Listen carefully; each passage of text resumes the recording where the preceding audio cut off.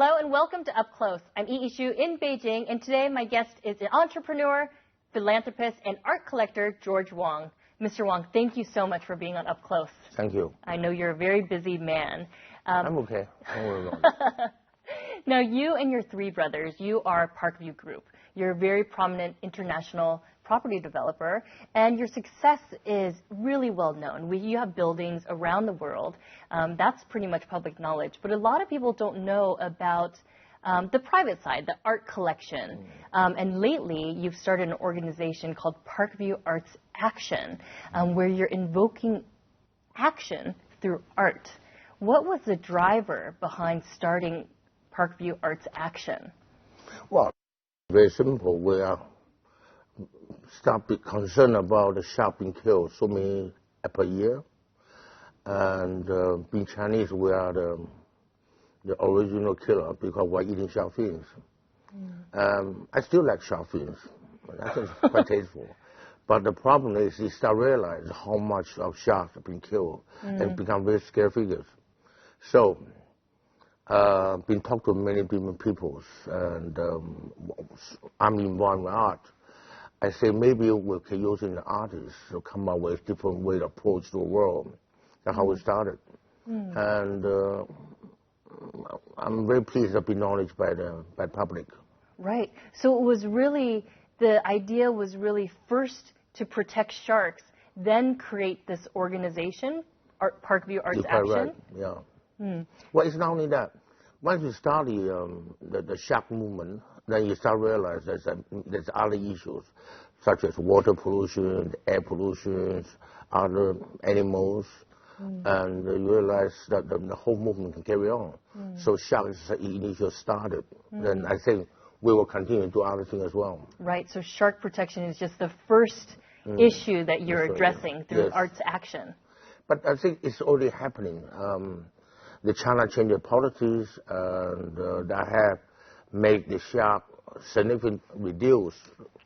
And but we just want to take this opportunity to say to the public and carry on this other issue when we do the same thing. Right. So how did you get interested in shark protection? You said before that actually you used to like eating shark fin. Yes. But then you started hearing about the numbers, the staggering numbers around how that's right. Basically the degradation of the shark population. Yes. So how did this come to your attention? I think somebody, someone yourself, you got to do something about it. Right. You know, you can't just rely on professionals. So they using the one age they use in film star, which is quite good. But I think, you know, take advantage of what you have. So I start talking to the artists. And by talking, it's very interesting because we're selecting artists to do this movement. And each one come with their ideas. And while talking, everybody stop eating sharks. That's very good. And also the artwork is much more direct because people can touch them, can see them. And this opening in Monaco is very, very successful. I'm very flattered. Right. You just had the opening. So let me go back. So Parkview Arts Action, you basically commissioned 10 artists to create art around this idea of shark protection. This art exhibition just opened in Monaco in June. Why did you choose Monaco? Monaco is very interesting because the Prince Albert, he's ocean lovers. So it's just I decided, and we'll keep hook on. So you don't have to go through many procedures. So that was so easy. And he very kind, offered the Ocean Museum for us. And we'll go fully ahead. And every artist are dedicated and very, very exciting. And we have a creator, Wang Du, create all this happening. So today, why Monaco? I can go to England, I can go to Germany, I can go to America. Or you could start it here in Beijing. Yes. Come to shark as a story in Beijing, a very slow heat. They don't recognize until the sharks. You don't get the impact. That's my problem. So I can go to England, by talking to film museums, we're strangers, you know. And you need somebody who can really share the same feeling and can make decisions. And Monaco just so happens there. Of course, you just opened in Monaco. We have a video clip of that opening, so I invite everyone to take a look.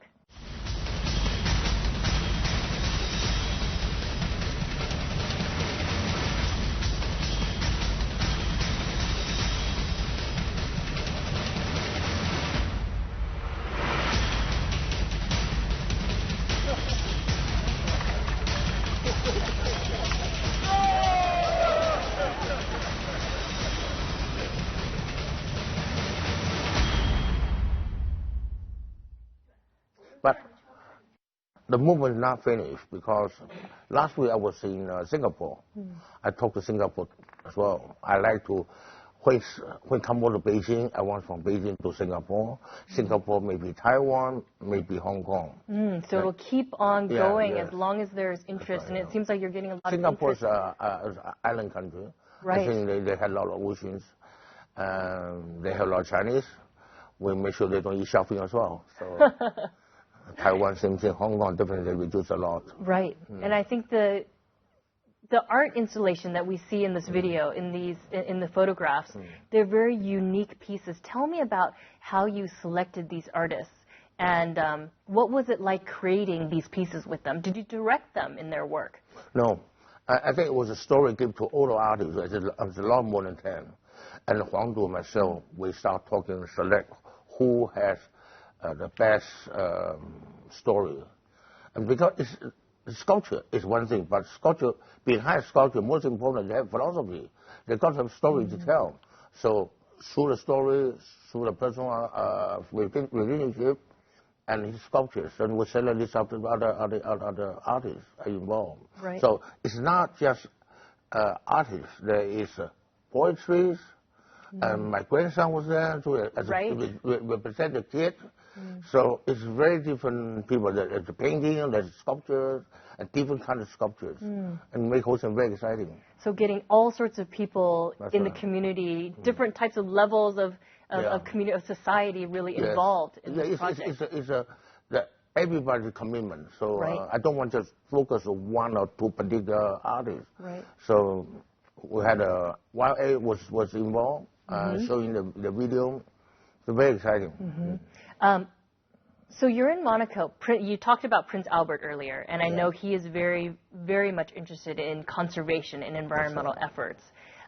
How was that working with Prince Albert? How did that come to be? Because that's very high profile. That's royalty. Yes. He's a nice guy. He's a very nice guy. And that's all I can say about the guy. The guy's fantastic. And he's ocean lovers, and we keep on so easily, and yeah, we had very good, and the whole event was very wonderful. It seems like this is a great collaboration between China and Monaco as well. Yes. We will have a lot of communication with them. Right. And because all other movement I like using, I want to take advantage of having Monaco as a first step into the Europe or into the world. Right. What was your greatest personal satisfaction from working on this project? And the project, I failed to mention, is called On Sharks and Humanity. What's your personal satisfaction when you think about this project? Everything went very well. My excitement is in the process of dealing with individual peoples. The Prince Albert, even the Robert, the chairman of the museum, and especially the workers. Fantastic. The workers. I took them with me. You know, I took the whole gang with me on the same aircraft. Right. I mean, you're a billionaire. They're workers, and you have good communication with them. Yeah. We're very close. We work together all the time. I don't really care about who I am, whatever position. I'm more concerned how they can get along with me, because they're pretty scared when they see me. But anyway, so the whole process, from Beijing to Dubai to Nice, and in Dubai, when we landed, transit, and we together drinking beer, eat hamburgers, for 4 hours, great time. I think that's a very special type of leadership and management style. But we'll get to that after this short break. When we come back, more from entrepreneur and philanthropist George Wang. Please stay tuned. And welcome back to Up Close, where I'm speaking with entrepreneur and philanthropist George Wang. George. Yes. We've been talking about the first program for Parkview Arts Action, which is on sharks and humanity. It's all about shark protection. But you've talked about earlier that you've been collecting art for years. I think it's actually been decades. When did you first start collecting art? I think I have certain influence by my father. When I was young, I was in school in England. I don't know how to draw, but I was learning architecture. Somehow architecture and art had some relationship. Sure. And I do start collecting what those time were called poster. We can't afford a real painting. And I start making frames by myself in the garage. And one time my father came to London to see me. We together walking on the street and we bought a painting. Those days was 17,500 pounds or guineas. So that's my most expensive art I ever collect. I still have them in Hong Kong. You ever collected? At that time. No, at that time. I was 15 years old. 15. Yeah? So 17,500 guineas is like 18,000 pounds. Anyway, ever since I start appreciating the artwork, and first I don't have any money. Eventually have some money in the pocket. I start buying small artwork. Actually, all started in the 90s. 90s, finally I settled down. Then I got extra money. I can involve with artwork. I start collecting them. So start with Chinese classical, then European classical, and come back to European contemporary, then go back to Chinese contemporary until now. This requires a lot of research on your end, too. Yes. Well, I think it's not don't treat it as work. It's a pleasure. That is really nice. Me and my son will study. When you buy a painting, you have to understand the artist and why it's so expensive. When you buy, at that moment, you pay highest price in the world. Because nobody be against you, right? And then if you get very excited, you can't sleep and then just take with you wait for a few days. And this thing just happened all these years. I'm still very much involved. Right. Well, in the market. And here in Parkview Green, because we come here often, living in Beijing, there's a lot of, everyone knows you come here, you know, along the retail shops and the restaurant, there's a lot of artwork. This is all from your personal art collection, is that correct? Yeah. And why would you bring valuable pieces of art for the public to touch and feel and interact with? Personal collection, yes. You keep in your living room, keep in your own warehouse. And you start realize you had so many. And again, for me, it's like the middleman. And realize I don't own them. They should belong to the public. You're not afraid of pieces getting damaged? We have insurance. No, I think for the painting, you have to see it from the distance. But sculpture, you must touch them to get the feeling. And the Chinese, very unfortunate, were in the war for so long.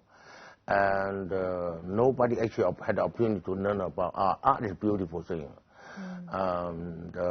We probably have one map on the wall, maybe mother and father photograph, black and white under the table. And now the country is getting more and more rich. And people should appreciate a little bit more. And they will take time and start hanging little photograph, little artwork in the house and somewhere. So I think to give opportunity to learn, not just go to museum, but in shopping mall, there's opportunity. Surrounding people with it in their everyday life. Yes, basically. Yes. You have the largest collection of Salvador Dali outside. I wouldn't say larger, I have a lot. Outside of Spain, yeah. I still buying them. What is it about Dali that you love? It's, honestly speaking, I think they are really cheaper than the other artists and more affordable. And that you can own a lot. And I think it doesn't matter who they are. I think it's nice to have a whole bunch of Dali, make a subject for the building. So at the time when I stopped, before I built this building, and I always say to myself, a building is a building. Architecture can be nice, but you give it life. Life means artwork, landscape, you know, and always any saving is a commitment, is an obligation. So I buy the Dalis all around my building, and Dali is a track where Chinese because we don't have a lot of foreign art work, and people feel very strange. And more important, using Dali but promote local artists. So you come here, you see a lot of Dali, but more important is a lot of Chinese artwork everywhere in the building. Right, and you've been supporting Chinese contemporary artists, again, for many decades. Tell me about this sort of collaboration with the artists. Very important for me personally because they changed my lifestyle. How did they change your lifestyle? Yeah, we do the building is very simple: concrete, glass, elevators, electricity, plumbing. But it's I realized building is no longer just a building. There is art elements in there. So how do you combine the art and the architecture together? This is what I learned. And so you can see my building is slightly different than other people's. And you come here, you can see the building, it's not the building. And there's artwork everywhere, and that changed me. My hotels no longer just regular room. Every room has different. I want to use my hotel room as my art result. Right. And they changed me. And artists also change because they're artists, contemporary artists. They're very narrow-minded. They only see the world. I'm very rarely talking to a developer like us. And so we're coming here, we're drinking, we're talking, eating, and they feel much more relaxed and they're more open. For example, now we're taking to Monaco. All of them, probably first time they go to international. Right. And they see the different horizon. They get very excited. Yeah? What if some of those artists said to you about what you've been able to expose them to? Take, for example, one of the artists that you brought over to Monaco. Can you share one of their stories? Well, you don't. This is something beyond the world. You see, you look each eye, and I say, we see the result, and I know I own him. All right. When we come back, we're going to hear more from art collector, philanthropist, and entrepreneur George Wong. Stay tuned. Welcome back to Up Close, where I'm speaking with art collector George Wong. George, Parkview Group is run by you and your 3 brothers. Tell me. 4 brothers running a business, how does that work? What's the working relationship like? Well, I think we've been working for a long, long time. Ever since my father grows up, we were together. And now my father passed away. Each one of us have his own business. We are supporting each other. And I'm running primarily Beijing, Hong Kong. Okay. So my brother Victor, he ran Europe. And my youngest was Tony in Singapore and Richard in Shanghai.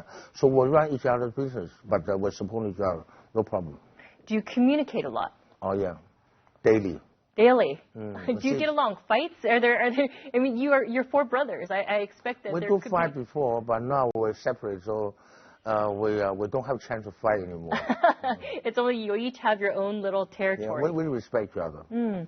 When I'm in Beijing, and they all come supporting me, respect me. And when I go to Singapore, I give them my support. Yeah.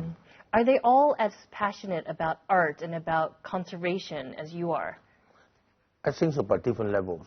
What do you mean, different levels? I'm fanatic, and I do involve, but for them maybe just collections.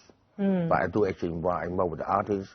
I involve with movement. I have art gallery to run, so I'm heavily involved. And they all have different degree of love artwork. Right. So with all of these different hobbies that you have, where do you find time for the business? First of all, I don't sleep much. I sleep 4 hours a day, and not to mention I'm also crazy about football as well. So I do watch footballs. It's not an issue for me. It's just a lot of people working for me and things that keep move on. And I don't have a public vehicle, such a public company, where I had to work for somebody else, work for money. So I work for myself, and I control myself. It's how much money I have. I do so many work. Good thing being developer, the artwork is, in comparison, money involved artwork is really just smaller. So it's not a big issue. Right. And tell me, we touched upon it briefly, your management style, your leadership style. Yeah. You easily can talk to probably another CEO as you can talk to the worker who's laying the cement in your building, yes? I can talk to the prince, I can talk to the ambassador, but I love dealing with workers. That's my lifestyle, actually. I started, and my father trained me as a construction man on site. I heard about that. I heard when you first started building Fangcaodi here, you didn't go stay in a 5-star hotel. No, I didn't. Where did you stay? I stayed in a sauna parlor. Because I just go in there, they take my clothes out, they wash it, and I have a massage in the morning, get up, put my clothes up, I come back. Nothing and fancy. I stay in the hotel, I can't get sleep. Too quiet. Yes, too quiet. I love crowd.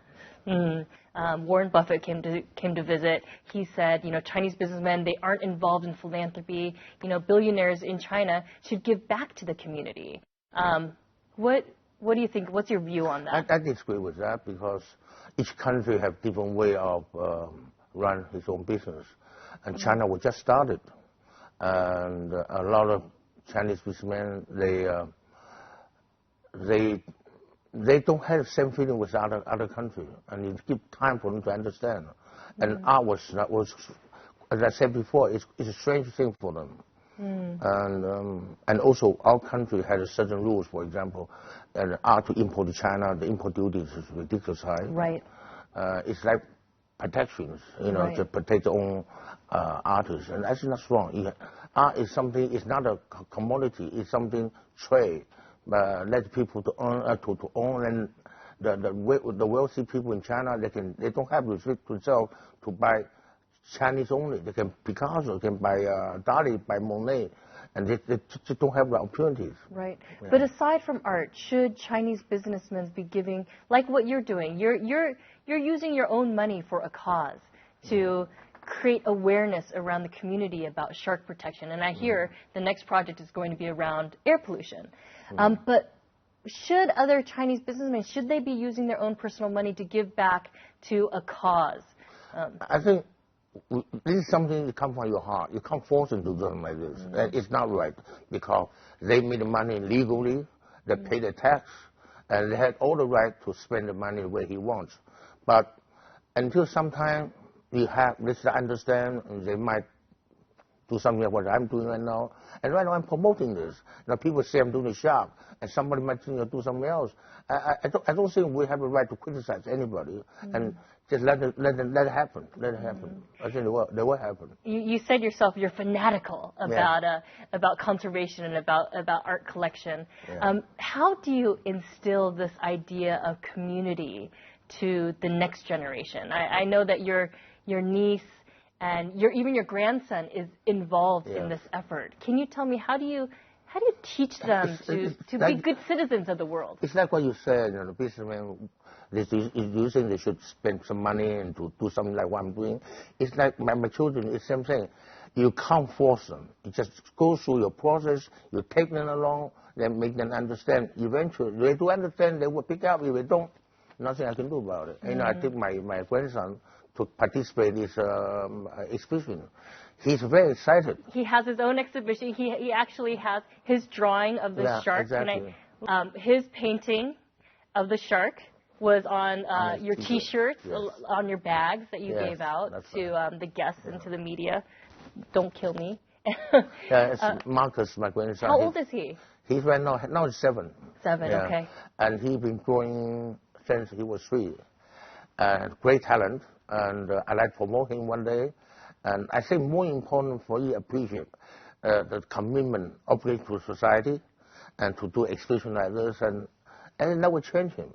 I think my grandson eventually will be very talented, I hope. Yes, and I'm sure that through making all this art, he himself has become an advocate for shark protection, right? I want my grandson to take over my business. My son is too old. Also, aside from that, your niece has also been involved. Fantastic. She does something called Right Unite. I saw it. Fantastic. I really think I'm very, very happy. Somebody in the family, I can do something like that. Right. I took a look at the book, and basically she got children from around the world to draw pictures about a perfect world. It's more than that. It's organization and management. Fantastic. She can manage, get everything together. It's fantastic at that age. How old is she? She's about 17. 17 years old. Okay, so even at that early of an age, she could create her own organization and manage it. And they also very close to each other. My brother, my son, and my brother's children, they would talk to each other all the time. Again, no fighting. It's very good. And next generation, the third generation, they're all very well. That's very comfort to me. They give me no pressure, no liabilities, and allow me to do many other things. And along with that, I know Feng Cao Di, and a lot of your buildings are, Feng Cao Di is known to be, it's LEED certified, it's probably the greenest building in Beijing. This sort of dedication to sustainable building, why is that important to you? Well, my father bought this site in 1994, and I think Beijing, to be able to have a site like this is wonderful. So I said to myself, this building, when I complete it, I want this building to last forever, that we can pass on to generations. So first idea is I don't want to sell this building. So everything was designed for the family. And land is so expensive. Construction costs have become very limited as far as I'm concerned, especially a standable building. So it looks like we spend a lot of money, but in comparison to the cost of land, really is not comparable. So I'm using the best I can do and to protect them, to make the building look. Because it does require a lot of money, and especially when Beijing and when China has been somewhat criticized by using, cheaper building materials. You didn't compromise. No, I can't. That's my lifestyle. When my father teach me that, never compromise on quality, because a building in such a city, China, Beijing, Shanghai, Hong Kong, the land is so expensive, and the city is going to rely on you to give you the outlook. If a building looks nice, the city looks nice. If it's an ugly building, the whole city looks break down. And as far as the technical concern, the energy saving, for me today is obligation. It's not just a window dressing. To keep a building sustainable, you have to keep doing it every year. Upgrade yourself, and we'll change your artwork, we'll change your mechanical, and it's a lot of work, but I enjoy doing that. It's a strong commitment, because for you, a building is not just a structure, it's life. It's artwork. It's artwork. All right, thank you so much, Mr. Wong, for being here with us today. I really appreciate the conversation. I love you. And thank you to our viewers at home for tuning in. We'll see you next weekend on Up Close. Bye for now.